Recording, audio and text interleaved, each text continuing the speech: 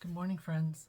Recently, I have been thinking a lot about the way we communicate and the patterns that happen when we communicate in ways that aren't helpful. And one of the things that I learned over the years is when I was working in treatment, there would often be parents who had a very strong position on what they thought their child should do, and sometimes got kind of demanding or ultimatumy or something like that in a way that really made it difficult for the adult child, to be able to feel like they had some kind of autonomy but also a choice. And so what happened would be is the parents would have a strong position, and it was a good position, and it wasn't necessarily unhealthy what they wanted their kid to do, but because of the intensity and the demandingness of the request, the individual would dig in on the opposite side harder. And I've watched this happen over and over and over again. And so one of the things I would encourage, especially when you're thinking about kids and what kind of guidance and advice and how we communicate those things, is giving them the information and allowing them to make decisions. So I know in my history, when I've had people that were strongly against a choice I was making, it made it harder to change my mind, to feel like I could ask for help if I felt I was wrong. And it left me feeling super alone and isolated, because the attitude of the people who communicated that felt like the other end of it would be, and I told you so, which is pretty shaming. And so being able to begin to say, hey, these are your options. What do you think you should do? What's most important? Because most people are pretty smart and know. I'll tell you, one time I had a client, we had been working really hard on creating a healthy aftercare plan for him.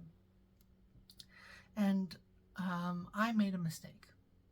And the mistake is when we did a family call, I asked his parents what they wanted for his aftercare plan before I let him present his aftercare plan.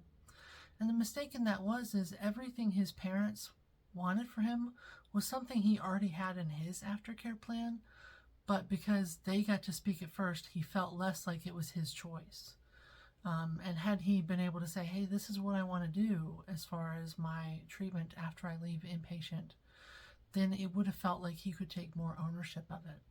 And so being able to begin to help your kids, especially teenagers, young adults, to be able to have some kind of choice and voice in what the opinions are and the options are.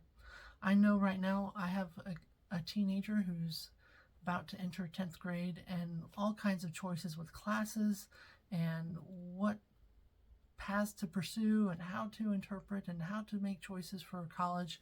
And some of those things I have kind of strong opinions about. And some of those things I already trust. And actually, most of those things I trust and know she's going to do what's best. And when she wants to know and understand, she'll ask questions, or I'll say, hey, I just want you to make sure you're including this information in it.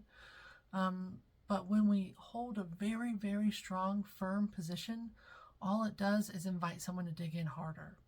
And most of the time, that actually invites the exact behavior we don't want. And so when we're talking about using our voice and communicating, be aware that sometimes holding a very firm position and being too intense in that actually invites the thing you don't want.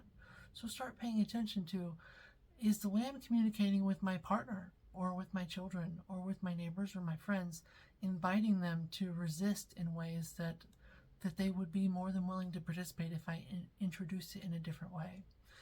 That can create a reduction of stress in so many ways when I'm not digging in my heels. And it also helps the other people know that they have my support and that I trust them. A lot of times when I've worked with families, there's a lot of enabling behavior where we do something for someone that they could do themselves. And a lot of times we think we're helping. Oh, I'm just going to help my kid with their homework. I'm just going to help my kid figure this out. I'm just going to help my partner do this. But what they actually often hear is, I don't believe in you. I don't know very many parents that purposely send that message to their kids. But it happens way more often than I'd like to say I could see. But when we're able to say, hey, I think you can figure it out. I'm here to help you. If you need help, then they feel more confident, and then they are more able to make decisions.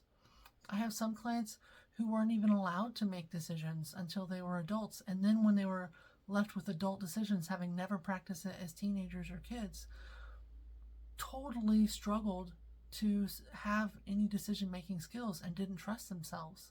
And it was a deficit for their mental health and for their healthy life behavior. And so I hope that as you notice a strong feeling of like, oh, this has to happen, check your need for control, because that can often be an indicator of trauma or insecurity.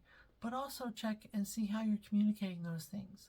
There are some things that are essential in learning and growing. There are other things that are optional. If my kid wants to do something different than I did growing up, that's cool as long as it doesn't hurt herself. We still need to have boundaries, but recognizing that sometimes the way we communicate invites someone to dig in on the opposite side.